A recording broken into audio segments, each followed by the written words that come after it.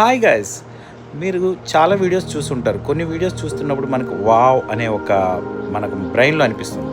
అదేవిధంగా మీరు కానీ ఈ వీడియో చూస్తే అలా అనిపిస్తుంది. ఇది జలపాతమా లేదా సముద్రమా లేదా ఏంటి, ఏం జరుగుతుంది అని ఒక 2 నిమిషాలు మన కళ్ళు ఒక్కసారే అంటారు కదా, కళ్ళు బయర్లు కమ్మాయి అన్నట్లు. అదేవిధంగా మనకు ఒకసారి చూస్తే ఏం జరుగుతుందో తెలియదు, కానీ చూడాలనిపిస్తుంది. అలాంటి వీడియో ఈ వీడియో. ఒకసారి మీ అందరికీ ఈ వీడియో నచ్చినట్లయితే ఒకసారి చూడండి.